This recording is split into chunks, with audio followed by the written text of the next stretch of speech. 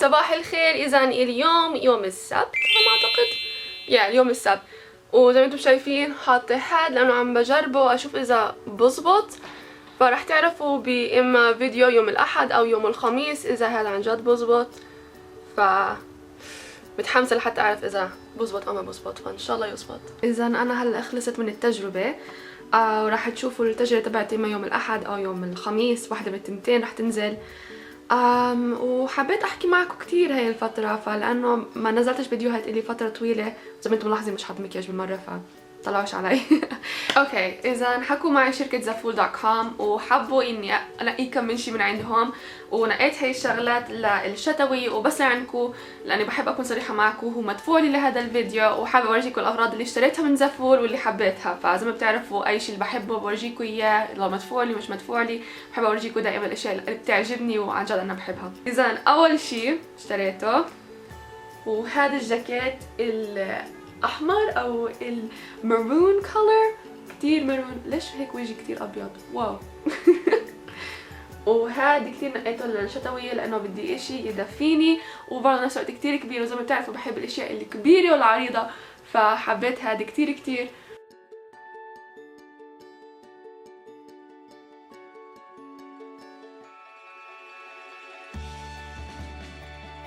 تاني شي اشتريته هو هذا الجاكيت، وهذا الجاكيت leather جلد، اوكي بس مش جلد حقيقي طبعا.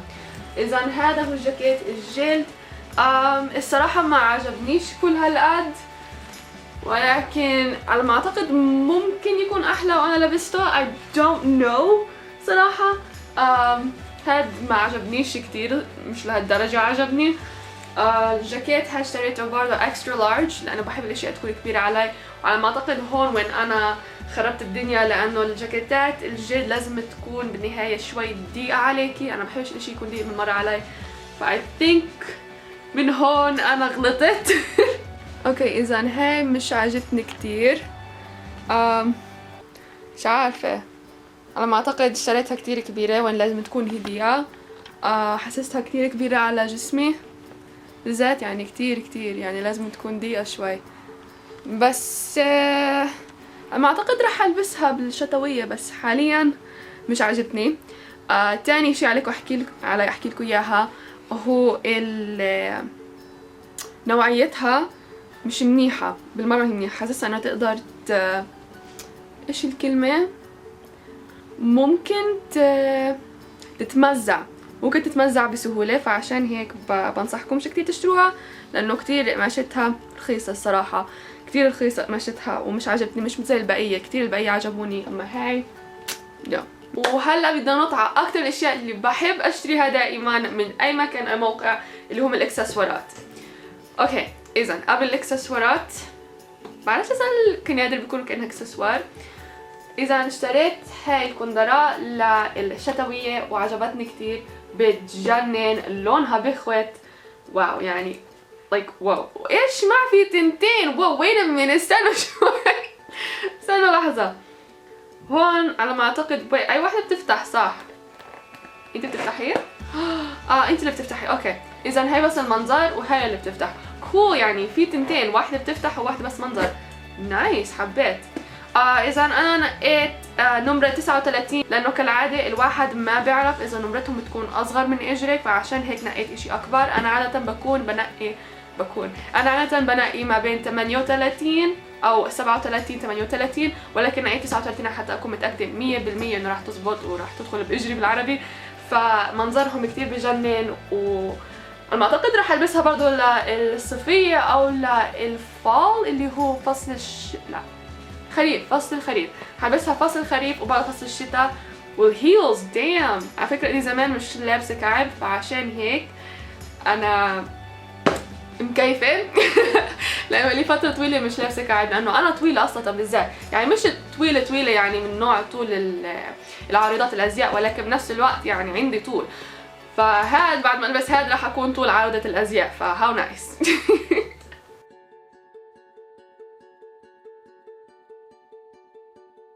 اذا بدنا نطلع على الاكسسوارات. اذا اشتريت هاد، بدي افتحه، افتح خلصني، ايوه اطلع، شو هذا يطلع؟ أي إذا اشتريت هذا السنسال، وأنا بحب الصدف بحب أنا الصدف لأنه أحط لك إياها. كم فوكس طبعا ماسكاها. my god it's so cute تجنن. فإذا كتير صايرة أحب الستايل تبع حورية البحر، ستايل خاص هيك أنا بحب أنوعه، ففكري فكري أجربه بالشتوية لأنه كتير حبيت حوريات البحر وكتير مدمنة. ليش هيك فيش فوكس؟ اوكي فكتير مدمنة على الستايل تبع حوريات البحر، وهذا بالنسبة لي بيمثل أكتر إشي للحوريات، فا I don't know عجبتني حكيت بدي إياها فأخذتها. رح تستغربوا مني لأني اشتريت عدد كبير، اشتريت عدد كبير من الخواتم، يعني حوالي 4 هاي هون في هاي 3، هاي هون فيها 1 2 3 4 5 6، وهي فيها او ماي جاد هاي مش معروف قد ايه فيها. وهاي ابصر قد ايه. هلا بدي اورجيكم اياها على اصابعي. حبيتهم كثير وحبيت الستايل تبعهم، بذكرني كثير بالشتويه، وبعرف بنفس بنفع البسها بالخريف وبالصيفيه لاني بحب انا الخواتم وبحب البس خواتم، فرح استعملهم كثير هاي الفترة ان شاء الله. اذا اوتو فوكس او صوت الاوتو فوكس راح يرجع، فخايفة من هذا الشيء. بس هاي حاليا هاي ايدي الشمال، وهدول هم الخواتم حطيتهم على الشمال. الاشي الوحيد اللي مش عاجبني هاي اللي على الاصبع الصغير، اذا شايفينها، اذا شايفينه هذا الاصبع الصغير اللي عم بحركه، هذا الخاتم مش عاجبني بالمرة لانه بذكرني كثير بالمناري، وكانت كثير شغلات بستعملوها بمصر. بعرفش عنكم بس انا كتير بآمن بالماسونية، بآمن بموضوع الماسونية، ويعني هاد مش عاجبني بالمرة اللي هاي على هاي الايد، فما اعتقدش رح البسها. اذا هدول الخواتم اللي على الشمال كلهم عاجبيني الا واحد، وهو هاد وينه مش قادرة احركه، هاد عم بأشر عليه.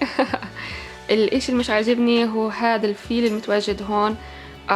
بعرفش ليش بحبش الفيل المتواجد، يعني بنفع احط اي حيوان تاني يعني عادي بالنسبة لي، بس بالنسبة للفيل بعرفش بذكرني باصحاب الفيل اذا هيك فكرتوا من ناحية، فانا خايفة كتير من هاي الناحية. زي ما انتوا شايفين انا بخاف كتير من هذا الموضوع. اذا هي هدول الخواتم التانيات.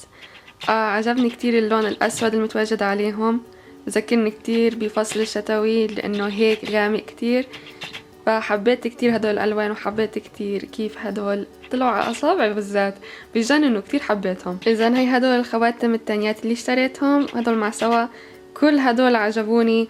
حبيت القمر واللون الأزرق اللي جنبه كتير بجنن، وبرضه حبيت الأيرو اللي على الأصبع التاني اللي هو هاد. إذن في خاتمين ما حبيت ألبسهم بالمرة، هو هاد اللي هو على شكل فيل، عارف إذا تلاحظوا، وهاد اللي هو مكتوب كتابة بعرفش اي اللغة الصراحة، فأنا بعرفش ايش المكتوب، ولكن تذكرت اني شفته مرة بالأيام بالبودويزم، أظن بودست بلبسوها، مش متذكرة إذا بودست أو ديانة تانية، فما حبيتش ألبسها كتير. إذا عندي هون هدول الخواتم وكتير حبيتهم، هدول أكتر إشي حبيتهم لأنه كله عجبني. بحب القمر وبرضه اللون الأزرق، حبيت برضه هدول المثلثين اللي فوق بعض، حبيت القمرين اللي جنب بعض، حبيت برضه هاي اللي على الإبهام تجنن، وبرضه الصغيرة تجنن ماسكاها، كتير حبيتهم. إن شاء الله برضه عجبوكم لأنه كتير عجبوني. أوكي إذا حابة أقعد هون وأحكي معكم بكم الموضوع. أوكي هاي الفترة زي ما انتو شايفتوا او ملاحظين انه ما كنتش انزل كتير فيديوهات، هلا رح اخبركم ليه. انا الصراحة هاي الفترة كان بوقت كتير متدمرة فيه صراحة. متذكرين اخر مرة لما قلت لكم عن البيت انه بدنا ننقل من منطقة لمنطقة، عندي فيديو باكمله عن البيت، عندي فيديو باكمله عن كل شي. فكري انزله بعد هذا الفيديو، بس بديش اياكم يعني تفكروا انه لسه بعدي انا بدي اروح على بيت تاني، بس لا مش راح ندخل على بيت تاني لانه الحمد لله بحمد الله من هاي الناحية. الزلمة اللي بدي افهمكم اياه، الزلمة اللي كنا نستأجر منه ما عجبنا بالمرة. اول ما كنا نروح غاد، اول ما كنا نظبط بالبيت وكل اشي كان عليه حركات بالمرة ما عجبتنا. مش راح اذكر ايش هي ومش راح اذكر كتير من هذا الموضوع، ولكن الموضوع كله باكمله الصراحة يأسني كتير، يعني مش شوي، لانه انا حطيت مصاري على هذا الشيء وانا حطيت كل جهدي على هذا البيت، وانا الصراحة يعني كيفت انه ست حتى اقرر وين بدي احط فيديوهات، وين بدي انزل فيديوهات، وين بدي احط الغرفة، وين بدي احط التخت. يعني رح تشوفوا الفيديو التاني بكل اشي، وباخر الفيديو رح اكون مخبرتكم انه يعني مش رح نقول عشان يعني مش رح احكي لكم ليه، بس رح هيني عم يعني بفهمكم ليش مش راح ندخل على البيت التاني. ما بقدرش احكي اكتر من هيك، ولكن الحمد لله الحمد لله ربي اكيد اختار الاشي الاحسن لإلي والاحسن للكل، فمن هاي الناحية انا مبسوطة الحمد لله. دائما الواحد عليه يحكي الحمد لله. في حتى احتمالية انه انا وميراج وروا نسكن مع سوا، لحد الان مش مقررين وين، ولكن مقررين انه يكون بعيد، ولحد الان عم نقرر نشتري بيت لماما ان شاء الله خير. وهي القرارات لحد الان، لانه الصراحة بعرفش ايش في بحياتي، ولكن انا حاليا هلا كتير positive، يعني عندي الايجابية حاليا وكتير ايجابية هلا. وحبيت بس اخبركم يعني انه بخصوص البيت مش راح تصير، ولكن ان شاء الله راح نقدر انا وروا وميراج نسكن مع سوا عن قريب. تاني شي اخبركم اياه، اوكي انا بقدرش احكي كتير عن هذا الموضوع. انا اجت لي فرصة بقدرش احكيها، اذا هو عبارة عن شغل. اجت لي فرصة اني اشتغل، مش راح احكي لسه هلا حاليا بقدرش احكي ايش هو، ولكن بالمستقبل راح تعرفوا ايش هو. هو انه اشتغل جوا بدولتي، ولكن بقدرش اخبركم ايش هو، مع انه نفسي كتير، يا الله شو نفسي قد احكي لكم انه ايش هي الخبريه اللي بتجنن. و بقدرش المصيبه حتى اعطيكم كم من لمحه او اشي، بقدرش I'm just like اوكي. حابه اعرف بالضبط ايش انتو تفكيركم انه ممكن الشغل تبعي يكون، اكتبوا تحت بصندوق الوصف، لانه حابه اعرف ايش هو، وكتير خاطر في بالي اشتغل بهذا الموضوع. مع انه ما خطر في بالي بتاتا انه اشتغل بهيك شيء، ولكن من بعد ما اجت لي الفرصه I'm just like ليش ما اجربها؟ يعني انه الحياه كلها تجارب، فليش ما انا اجرب هذا الشيء؟ فعشان هيك حكيت بدي اجربه. اذا انتم مش ملاحظين انا عيانه، عشان هيك صوتي ماكل هوا. شكرا لروا، بس لا شكرا لإلي، لانه انا شربت من كاسه روا هذيك اليوم، فالغبا مني مش من روا، لانه شربت من كاستها. ف قصة طويلة، لأنه روا هي هلا عيانة، فأنا عييت من روا، بس هو سببي لأنه أنا شربت من كاسة روا لحتى أشرب نسكافيه، أو لا كان شوكو، حتى كنت عم بشرب شوكو، فعشان هيك. وإذا انتو حاسين صوتي غير هو عشاني عيانة، فيا ايش كمان كنت احكي لكم؟ او ماي جاد، كان في عندي كثير شغلات اخبركم اياها. اوكي، اذا انا بدي احاول اعمل لي حياة جديدة من بعد الاكتئاب اللي رحت فيه، او اللي صار لي، اللي صار معي من بعد هداك البيت.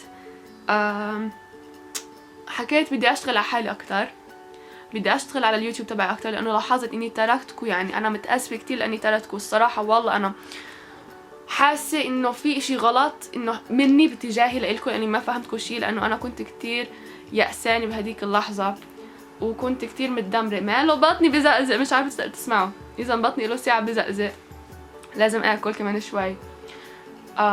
ايش كمان الخبرية التالتة بدي احكي لكم اياها؟ اذا انا بقدرش هلا اسمي حالي خضرية، لانه تذكرت هداك اليوم انه انا بعمل اشياء بالصوف. فاذا اللي عليكم تعرفوا انا بحب ادير بالي على الاكل كتير، ما اكلش كتير شغلات فيها حليب وجبنه، ولكن هلا اللي بقدر اسمي حالي، ممكن اسمي حالي انا فيجن، ممكن اسمي حالي فيجيتيريان، اللي هو عباره عن نباتي. there we go. اذا انا حاليا نباتيه، ولكن بحاول اكون خضريه، بس بقدرش اسمي حالي خضريه لانه بستعمل اشياء من الحيوانات اللي هو الصوف، فممنوع منعا باتا، فعشان هيك بقدرش اسمي حالي خضريه. فعشان هيك راح اسمي حالي فيجيتيريان، لاني مش راح اكل اي نوع من انواع اللحم من الحيوانات. اذا كمان شيء بدي احكي لكم اياه، ملاحظه انه هلا صرت احكي كثير على هذا الفلوج، بس لازم اخبركم لازم اخبركم بنفس الوقت ايش اللي عم بيصير وايش عم بقرر. مقررة انه واحد اعمل رموشي، بدي ازود عليها كم من رموش، لانه انا صراحة بديش اضلني احط مسكارا ولا بدي احط الرموش الاصطناعية اللي بتنحط هيك كل يوم. فعشان هيك انا حابة كتير احط رموش. فانا وروا وميراج رح نحط رموش ليوم من الايام، ورح اعمل فلوج كامل عنه وان شاء الله رح يعجبكم. بشهر 10 بدي اشتغل كتير على اشياء، وزي ما خبرتكم في عندي شغل تاني هلا رح اشتغل فيه بشهر 10، بقدرش احكي لكم عنه. بس الظاهر انه بدي اتفق انا على هذا الشيء ورح ادخله. فاول ما ادخله وبقدر اخبركم عن الموضوع اكتر رح احكي لكم عنه ان شاء الله. فهذا هو. انا حابة كتير ابلش حياتي بالايجابية زي ما كانت، وابعد كتير عن وحابة كتير ابعد عن السلبية. وزي ما انتم شايفين بدي احاول اكون ايجابية اكتر بحياتي، وبديش اكون متدمرة، بديش ازعل، بدي اكون مع ناس عن جد تفرحني، امي واخواتي وبعض صحباتي واصحابي كلياتهم بفرحوني. فعشان هيك بدي اكون اقرب لهم. وهي خطوة جديدة بالنسبة لي، لانه اذا ما بتعرفوا انا بحياتي ما سكنت، بحياتي ابدا ما سكنت لحالي ابدا. يعني بروح بنام الليلة، ممكن باوتيلات لحالي، بتكزدر، بطلع محلات، بسافر. جديد سافرت لحالي، ولكن بحياتي ما حسيت بشعور انه انا طالعة، فاهمين علي؟ طالعة من البيت وممكن اكون رايحة من البيت شهر او شهرين. فاهمين هذا الاحساس؟ يعني غريب، بس مكيفة وحاسة بالايجابية.